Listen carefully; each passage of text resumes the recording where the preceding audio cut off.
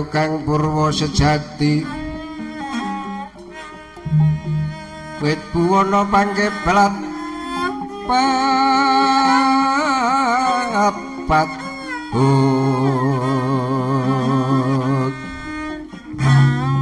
gedhong rega remembet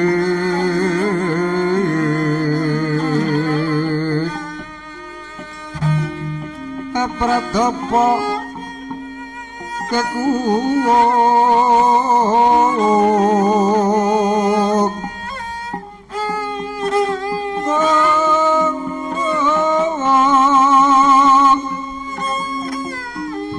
kembang lintang slogo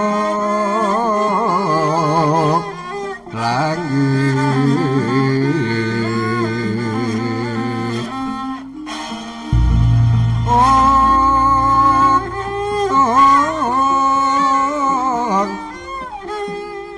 semine teruk kilat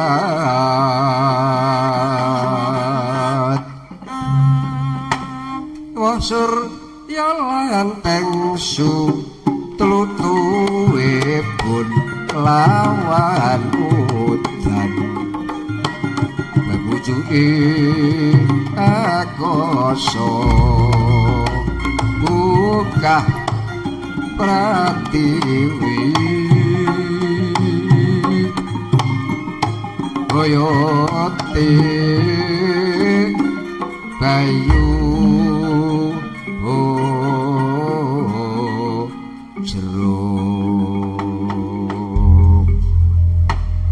leriler leriler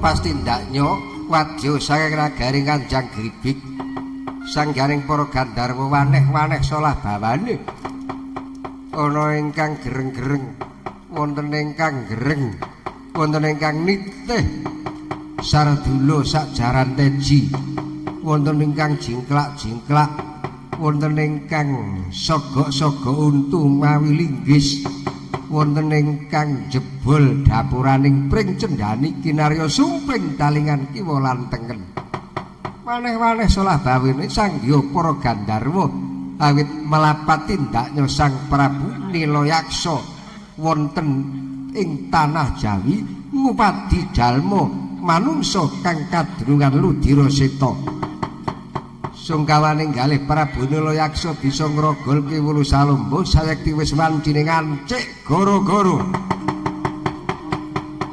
bumi kanjeng mandelong kang langit samudra kocak sumamburat yayah kinebur banyune uyak kang gunung-gunung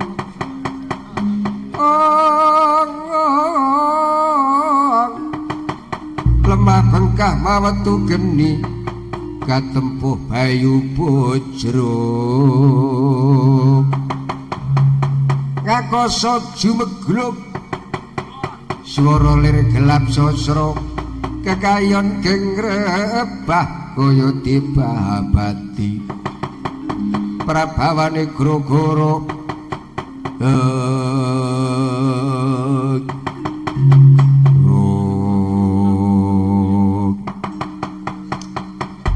goro-goro kapirang ana telu goro-goro jagat cilik kang angka loro goro-goro jagat gedhe kang angka telu goro-goro jagat pakeliran mula diarani goro-goro jagat cilik jagate menungso goro-goro iki ora bisa dirasakake wong akeh kang bisa ngrasakake wong kang lagi ketaman goro-goro dene kang angka loro goro-goro jagat gedhe ya jagat gumelar yaiku goro-goro kang tumempuh ana ing jagat raya edene-dening jagat bisa kasempyok bisa dirasakake wong akeh iku goro-goro jagat gumelar dene kang angka telu goro-goro jagat pakeliran saiki goro-goro jagat pakeliran hamungkin Arya Kormat Wijilnya putra Kyai Semar Badranaya Kelurahan Nala Garing Petruk Sumawana Bagong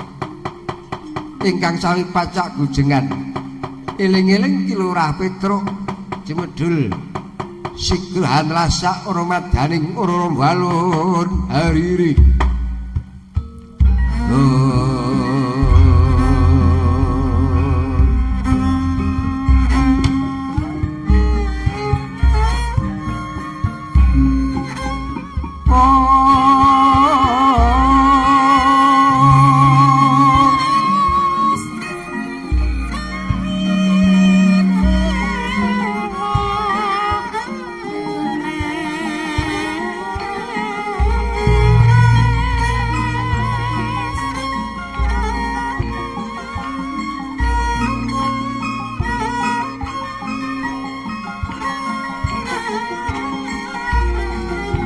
ana dandang saka sabrang apa rupaning dandang cocok wesi polosani laring pedang aja nucuk Sri Sedana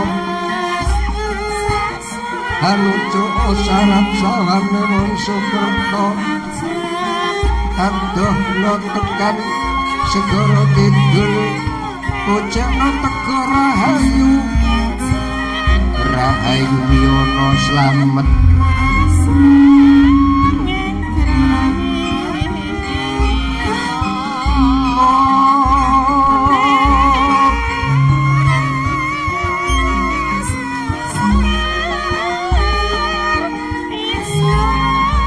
ana Pancabaya saka wetan tinolak bali mengetan saka kidul bali mengidul saka kulon bali mengulon saka lor bali mengalor saka ngisor bablas bumi sapitu saka dhuwur bablas langit sapitu bangna mulama swaha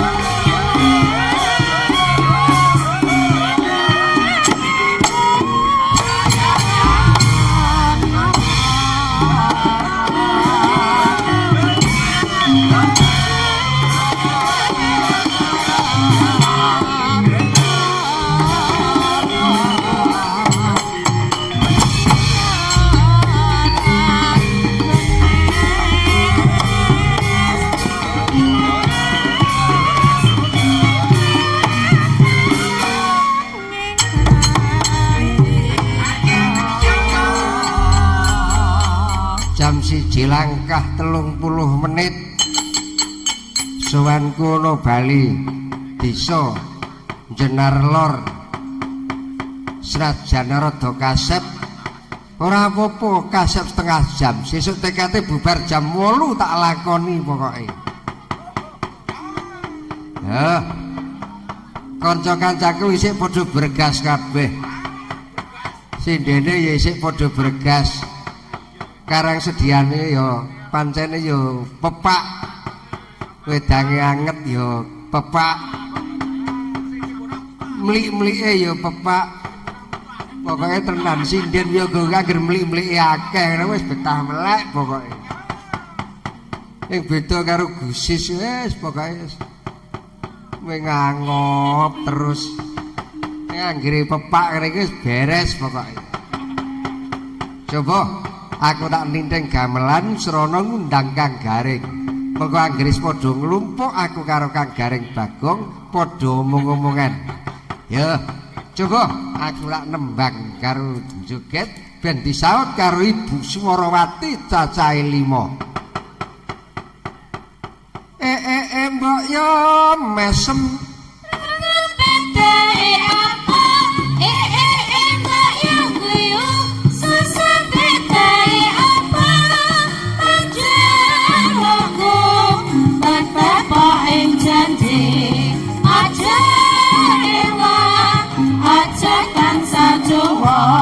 Nadyan aku uga tansih lain janji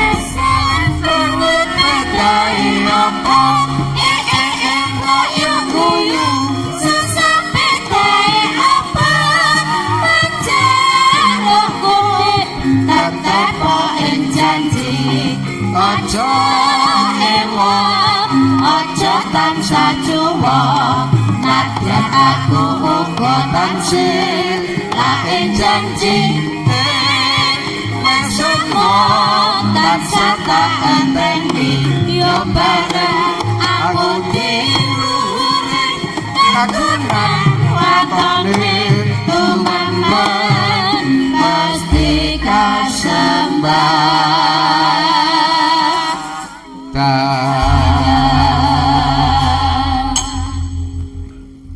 Ayo apa sih iki sinden iki nek berpendidikan iki ya mesti iso. Monggo tak pikir tembang dolanan mbok yo mesem ki wis suwe kependem. Bareng aku muni saut karo Bu Sinden. Do apal kabeh, do iso kabeh. Karang sinden iki nek wis profesional ya kaya ngono kuwi. Mbok yo mesem merengut bedae apa mbok yo guyu susah bedae apa panjalukmu tetep ing janji aja ewa aja tansah cuwa nadyan aku uga tansih la ing janji mesem tansah tak enteni yo bareng angudi luhuring kagunan watone tumemen mesti kasembadan sing tak senengi cakepan keri dhewe iki mau watone tememen mesti kasembadan penjangka apa wae iki anggere tememen mesti kasembadan. Duwe penjangka mangru tinggal sing dipikir werna-werna, ayo sing ora klakon. Duwe penjangka ki waten tememen muhung panguasane ngilangi dewasa, kepiye carane kudu digoleki. mesti kasembadan upama wiyaga. Tekene wiyaga ya ditekuni tenan le dadi wiyaga. Ben ketekan. Upama tekene sinden ya ditekuni le dadi sinden. Ben ketekan dadi sinden sing kondang sing laris mongko ya apik. Upama penggerong ya aja ming penggerong terus kudu ditekuni le gerong kilo-kilo ya nabuh gamelan liyane kepepet ngelakon bisa gendeni kancane upama bakul tekene ya ditekuni le dadi bakul upama wiyaga ya ditekuni jame latihan ya latihan jam 8 nglumpuk ya jam 8 nglumpuk tenan ning ayake angel ora kono ora kene ki anggere nglumpukke kanca ki angele ra jamak ning anggere arep ana greneng-greneng arep PY ngono wis tenan wis ting craek kae ora kono ora kene padha wae monggo silebeganipun 1 di antara 5 pokoknya aku milih ini ora Mbak Tunjung Biru ora medem wato ne tem tem tem tem tem memen mesti kasembatan diunggahke coba iso munggah apa ora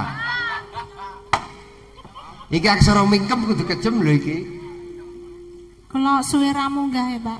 Ha, iki coba kaya ngapa? Isih iso munggah napa mboten? Wato ne tem tem tem tem tem. Watane tem tem tem tem tem. Ah, klaru. Wato ne tem tem tem tem tem. Watane tem tem tem tem tem. Aduh. Liyane wae Pak, kula ora iso. Oh, kisah-isane sampeyan aja tem ya kena. Ayo kanca. Asing kenes to. Ayo. Angel. Angel nek ngono ki Pak, ora iso kenes pisan. Liyane ya iso kok. Nggih saisane nggih. Nggih. Tekate mangapusi pun nggih kena kok kula niku. Ya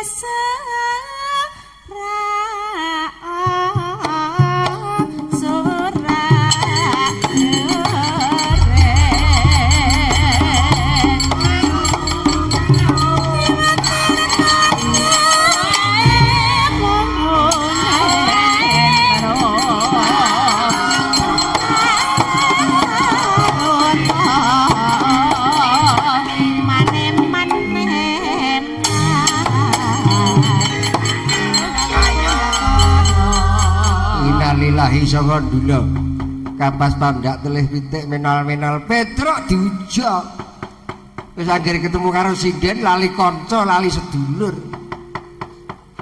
anggere wiyagane nom-nom sindene muthuk wis lali kanca nembang aku ngruwokke Petruke nembang ringi-ringi tembang cara kuno aku ya arep nembang kaya Petruk coba sing gampil mawon buka saka bunang sak menika. Waru doyan. Ayo.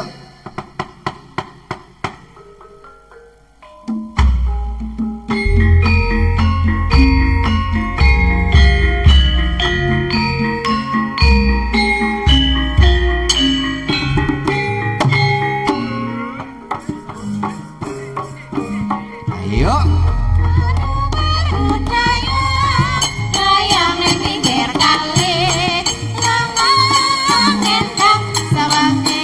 Bali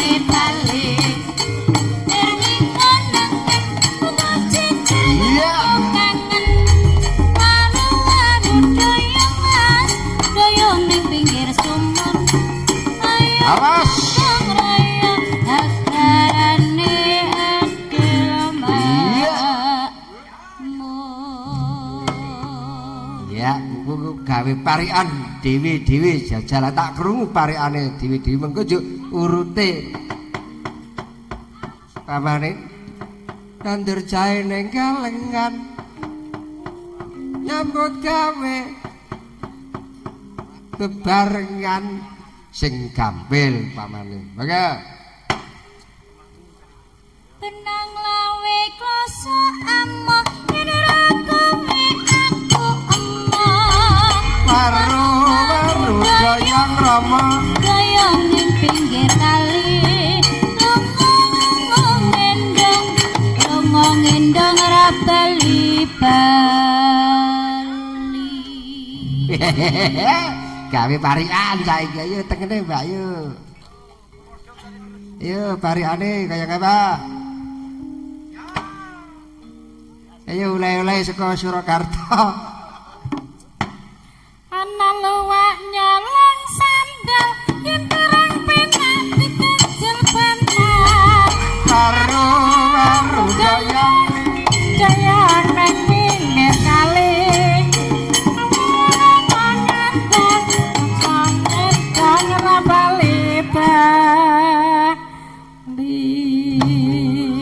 iki urute Bupras TV.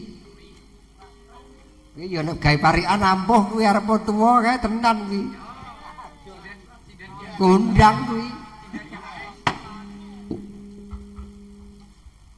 Tanjung Perak akeh lemute krasa penak kemang tutute Waru goyang rama rayang ning pinggir sumur ayo kutung rayang gotong royong simenadel makmur arep tak urus saiki lek gawe parikan rada nyele karo kancane. Menapa niku wau Tanjung Perak napa, Bu?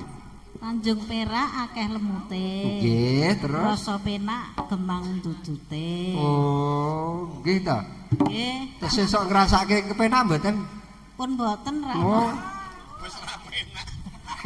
Pun ra penak. Oh, nggih. Apik tenan Tanjung Perak akeh lemute. Wah, sadis. Ayo, kiwane. Yo, Mbak Tunjung yo. Toko Sanarangga tali sukan dusun jenar ya kuyat rukun. Waru goyang rama Dayang nang pinggir sumur ayo ketong rayang timenak garane makmur.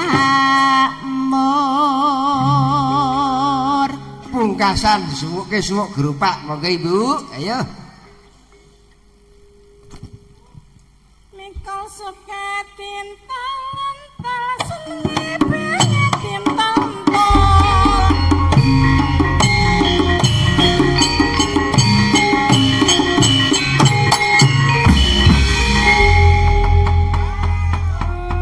Iya apik ketoke prasaja ning yo ngemu teges. Mikul suket dintul-entul. Senenge banget ra bisa kumpul. Senenge banget dintol-entol kok, Pak. Ya akeh tunggale. Ayo wis. Rumiyin kiranganipun menapa? Yo selepeganipun. Pisan Ibu, monggo sing prasaja.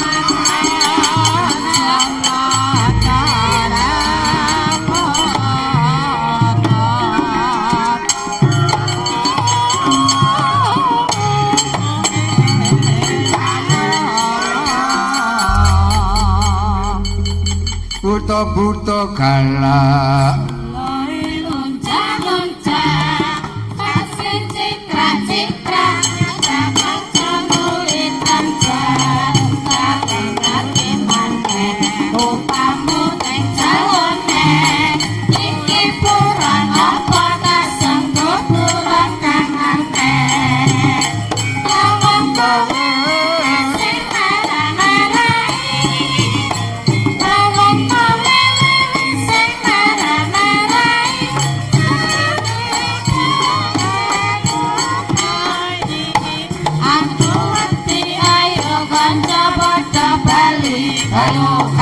Galokai mripate perak-perak kulite ayo kulite ambon kerak hak saiki ngeten mbok kula diowahi sing nggon panggenan ngeten iki Mbak Prastiwi galokai kae galo hi aku wedi ngoten ayo galokai ya kae galo nggih nggih aku wedi tenane kok pengen demok wedi kok kepengin ngunyet-unyet wedi apane kulite ambang kerok mripate plerak lambene ambang kerok lambene kok ambeng kerok lambene ora ambeng kerok setembekanipun babar pisan ya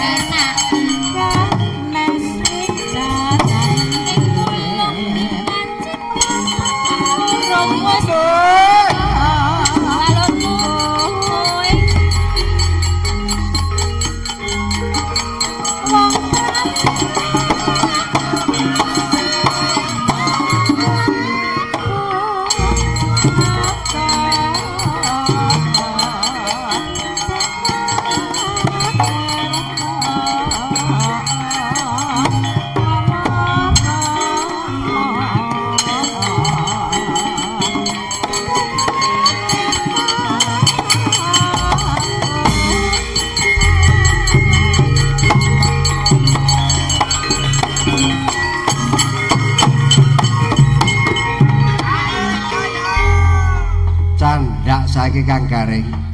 Candak piye ta? Ketemu karo wong tuwa kok kaya wong uyak maling.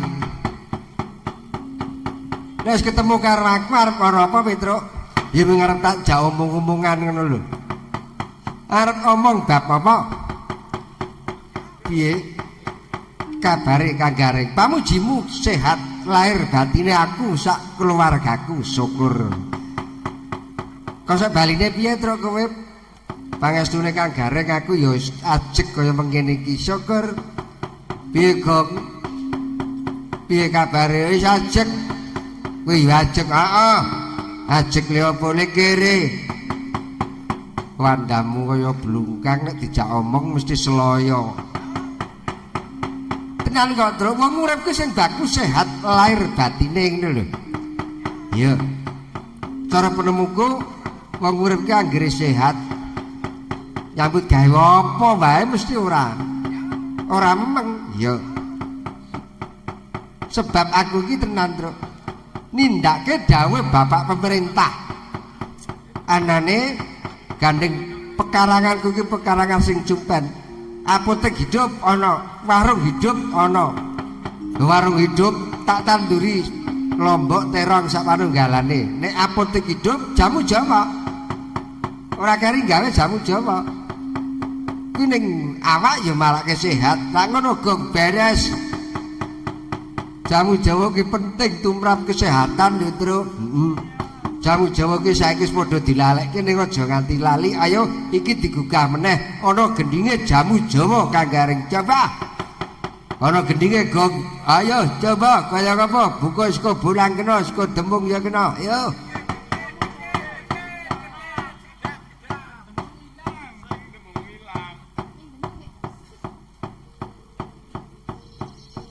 Jamu Jawa ki tenan nek disirasa sehat lahir batine iki ya lingkungane ya resik omah ya resik sak panunggalane kuwi dadi njaga kesehatane awak aja di sepelekke kesehatan kuwi rek ayo sebab aku kowe iki janji ora sehat oh tenan akeh contone sehat lahire batine ora sehat pono kuwi kang garing ana ha wong edan kae awake wutuh ning batine ora sehat kuwi ora kudu sehat lahir ya batine rak ngono go ya ayo kena kanggo pengeling-eling iki ya ki mau jamu Jawa ning gandeng aku kowe kuwi saiki iki lagi sowan ana kene ujuping aku kuwi tinimbalan ana ngersane bapak panitia ana kene supaya ngaturke syukur anggone merti desane desa Jenar lor kene supaya becik ya pepasrene ya becik batine ngono kanggo njaga kesarasane awak ana gendhinge kuwi yuan pelok barang ana kuwi pocong bersih desa coba diaturke ya Tru diaturke sapa satu diantara 5 aku arep mestani mesti kabeh padha iso pocong bersih desa pelok barang monggo 1 diantara 5 ayo Gang ngrungokake Gang pocong bersih desa coba siapa ayo Kapan iku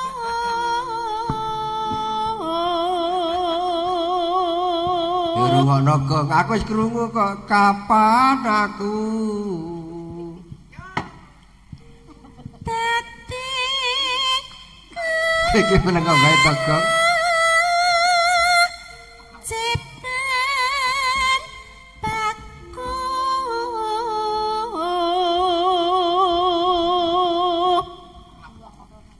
karang iki sulmete Darti kok ya kaya ngerti to kowe ngerti bae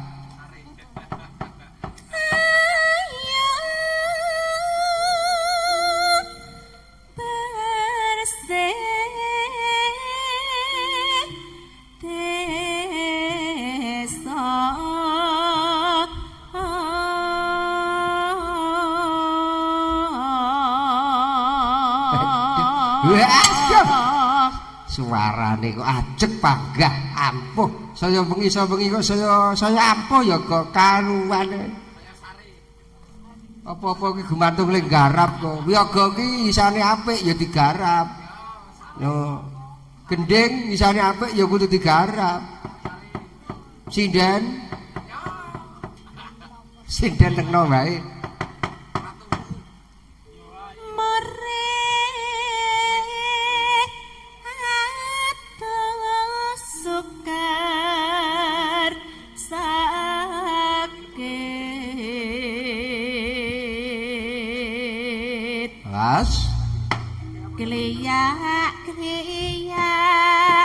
Kliyak tu tandang karya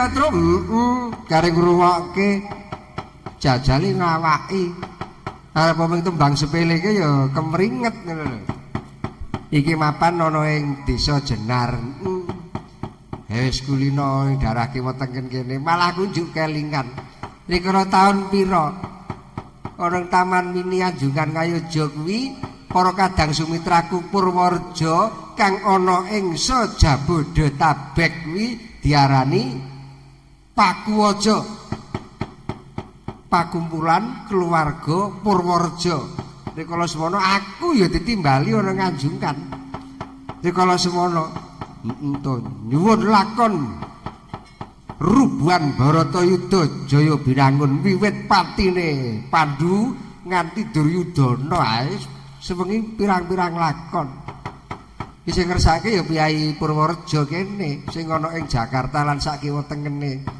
iya ya dadi kowe iki ya areng kono ya wis kulino tepung kulino ana ing Bekasi ya ngono pinanggih karo piyai Purworejo dadi rektor ana ing Universitas Mercu Buana ana ing kono ayo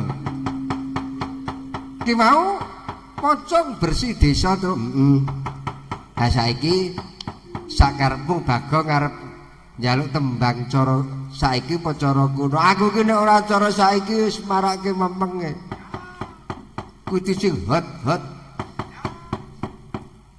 ki apa to? Ayo kudu sing semangat ngono lho. Aku karo Petruk ki nek ora klasik, ora medem. Ayo kono dhewe-dhewe kok. Nek aku tembang nek ora sing cara saiki wis ora medem. Genti kowe Truk, genti aku ning kowe iki nek urung joget cara Mataram cekek ngono urung tonjo. Digawe slendro patete 9 ya. Patete 9 coba aku arep ninting gamelan slendro patete 9 nyuwun mengko tak jogetane cara Mataram cekek ukus kobonang grompol Mataram ayo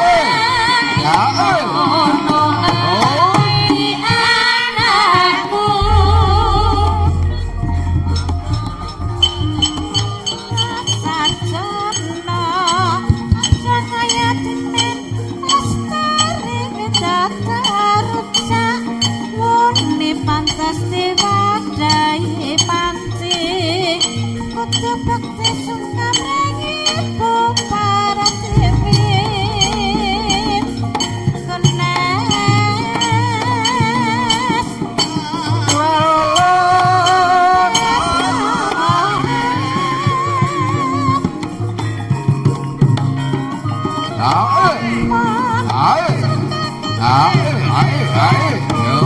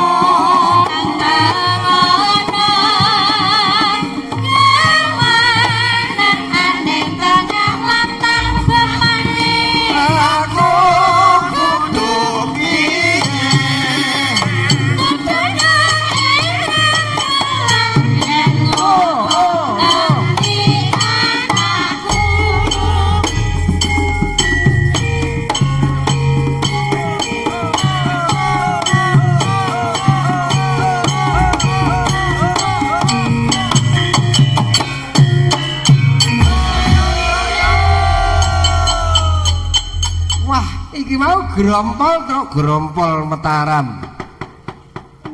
Grompol Mataram jogetane cara Mataraman cekek. Ning aku tahu krungu sing jenenge grompol tek. Kowe tau ngerti gong tahu krungu aku. Kowe tau ngerti terus tahu ngene. Nunggang sepur medhon mantul ya kendhuk.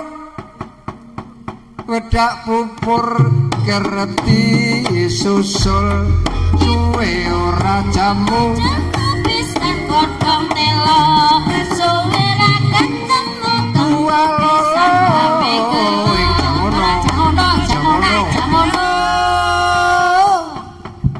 Wah, duh. Bantul ana sepur ana upamane nunggang sepur medun. Berasat nunggang sepur medun berasat ya genduk wedak pupur kalah sorot suwe ana jamu bisa godhong telo suwe ra ketemu bisa gawe bingung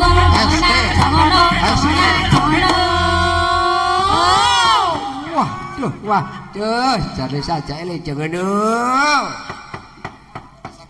pokoke irit-iritane Mbak Prastiwi kok ya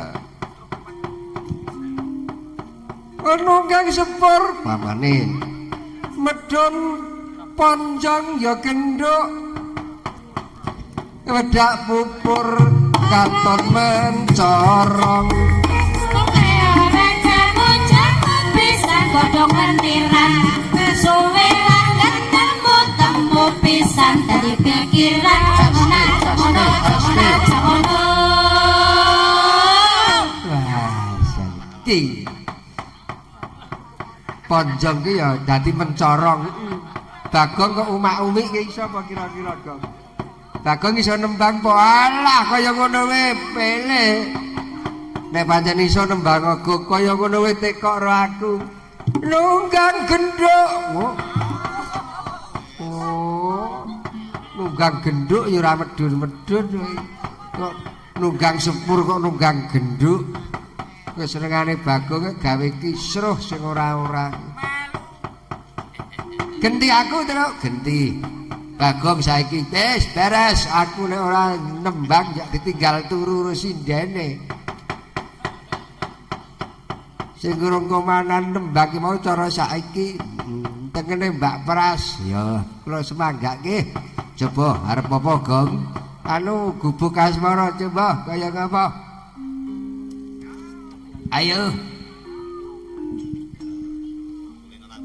ayo gubuke asmara ditinding digugah meneh nyingker nyingkur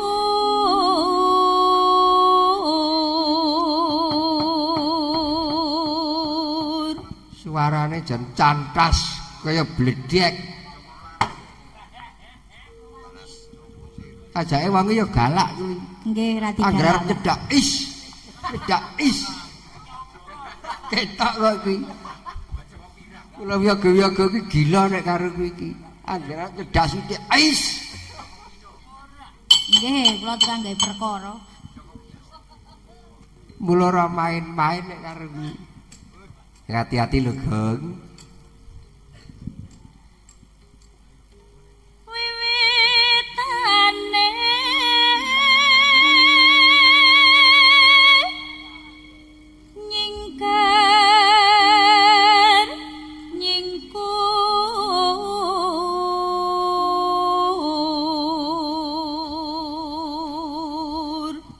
Umpama aku dadi bojone kuwi remuk dipolo kuwi. Ajur. Estune. Ha ya untunge ora. Padahal wong lan wong menengan lho asine lho. Cara grek titik. Ais. Ngalih. Ais. Lingsam yen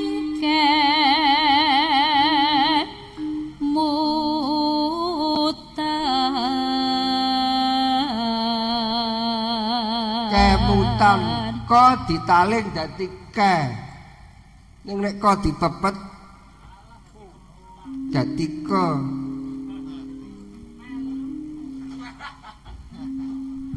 baik lelampahan kangka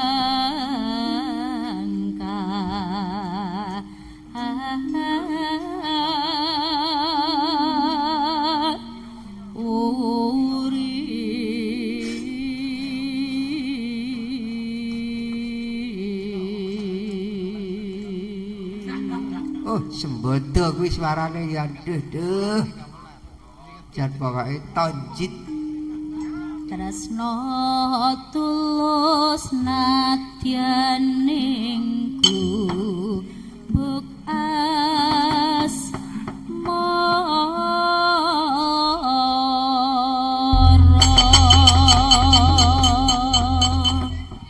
apa gop kurang ngira suarane jane lok tenan kok jamune apa persis suarane tiwi dereng nek nyuarani bojone lho persis suarane anakku ringi-ringi kan persis ayo mbak yo lagunipun babar pisan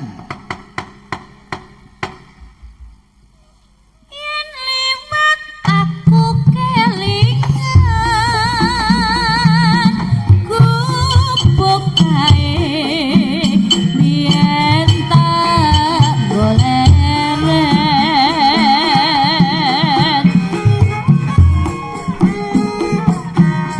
bak tulisan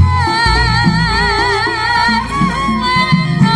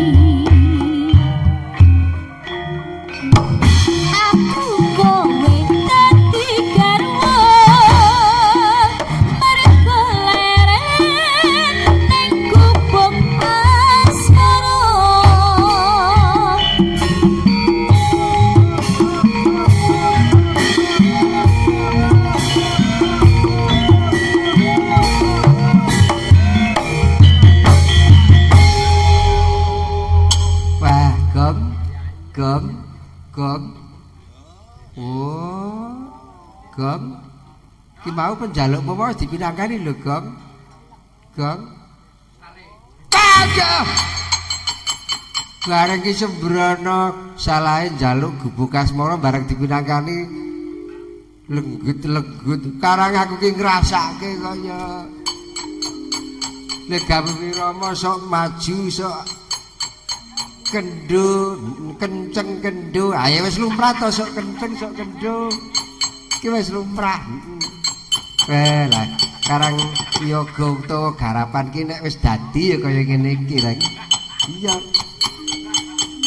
Nek gawe Wirama gilok-gilok ya mares, gilok-gilok ya antal. Iya ya, iya. Kaya aku kaya ngono, aku ki nek garap gending ya ngono kuwi kok. Sok ya Wiramane maju. Sok ya antal kuwi wis lumrah ngono lho. Leren ora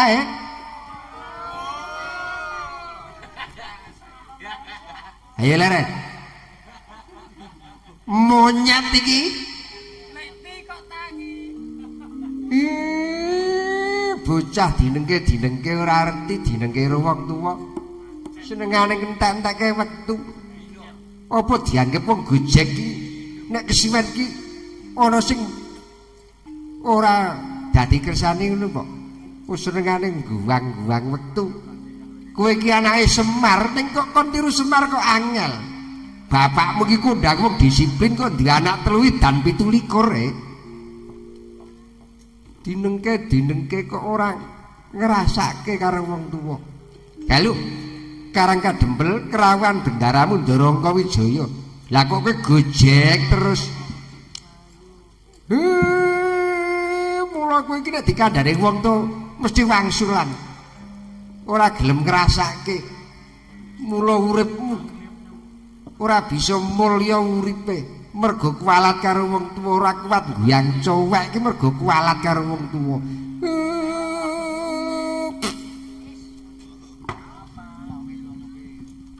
Kae kiyaine iki anggere nesu kaya ngono kae. Sapa sing wani karo kiyaine? Ayo kiyaine iki tenan anggere nesu kaya ngono kae. Lah ya aku kowe iki piye yo? Terus ha kudu Swita Bendara Ndorongko Wijaya kang kelenggan iki kae rawuh ana padukuhan Karang Kebulutan. Ayo disebo. Ayo Truk disebo ayo.